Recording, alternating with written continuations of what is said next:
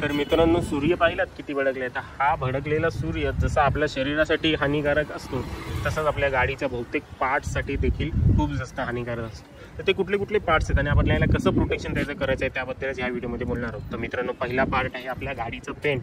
पाहताय सूर्य कसा हे पूर्ण तापून मला हात देखील ठेवायला होत नाही आहे. ऑलरेडी सूर्यप्रकाश पडलेला आहे आणि हा मेटल असून आणि त्याच्यामुळेच पूर्ण हा कलर जो आहे तो रफ होतो. तर त्याला प्रोटेक्शन जर आपल्याला करायचं असेल तर उन्हाळ्यामध्ये आपल्याला एक बारीकसा वॅक्स करून घेणं आपल्या गाडीवरती गरजेचं.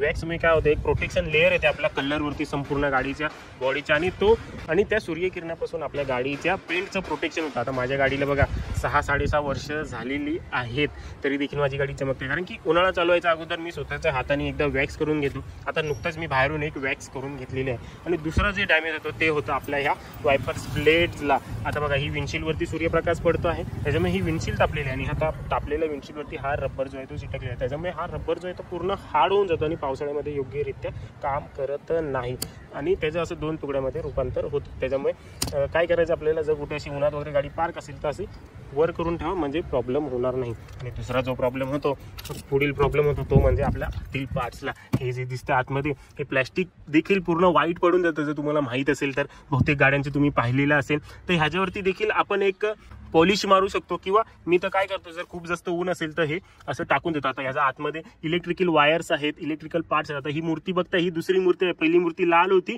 तिचं जे आहे ते कलर पूर्ण पांढरा पडला उन्हामुळे आणि ती मला रिप्लेस करावी लागली. तर तुम्ही पाहू शकता की किती डॅमेज करतं. त्यामुळे मी असे कपडे वगैरे ठेवतो माझ्या गाडीमध्ये, बरेचसे कपडे तसे टाकतो आणि मग कुठे जायचं ते जातो. असं प्रत्येक पूर्ण असे अंतरावून ठेवतो. हे देखील प्रोटेक्शन होऊ शकतं. किंवा एक पॉलिश मारा आणि त्यासोबतच जर उन्हात असेल तर असे कपडे ठेवा, आतील जे आहेत ते पार्ट डॅमेज होणार नाहीत. आता ह्याच्या आतमध्ये देखील स्पंज वगैरे असतं जे आपले डिरेक्शन चेंज करतं, ते देखील डॅमेज होतं उन्हामुळे. खूप जास्त ऊन असल्यास त्याच्यावर देखील असा आपण कपडा वगैरे ठेवू शकतो.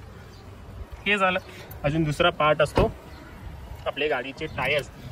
तर मित्रांनो, ह्या रोडवरती आपण फक्त विदाऊट चप्पल पाय ठेवल्यावर आपल्याला किती चटके लागतात हे वेगळं सांगण्याची गरज नाही, परंतु त्याच रोडवरती हे टायर जे आहेत ते चालत असतात आणि जेव्हा आपण खूप स्पीडमध्ये असतो त्याच्यामुळे देखील फ्रिक्शन हीट क्रिएट होते. आधीच रोड तापलेला आधीच आणि आपण गाडी वेगात चालवतो त्यामुळे हीट क्रिएट होते. तर अशा वेळेला टायर देखील फुटण्याचे वगैरे चान्सेस असतात. त्यामुळे उन्हाळ्याच्या दिवसामध्ये खास करून चांगल्या क्वालिटीचे चांगले लाईफवाले टायर्स असणे गरजेचे आहे. तुमच्या टायर्सला 5 वर्षापेक्षा जास्त झाले तर तुम्ही ते रिप्लेस करून टाका. एक बाजूला ही गाडी आहे, तिचे तुम्हाला टायर दाखवतो. कधी ते टायर्स त्या गाडीवाल्याचे साथ सोडतील काही सांगू शकणार नाही. हायवेवर गेला तर त्याला खूप जास्त प्रॉब्लेम आहे, सिटीमध्ये तो चालवू शकतो.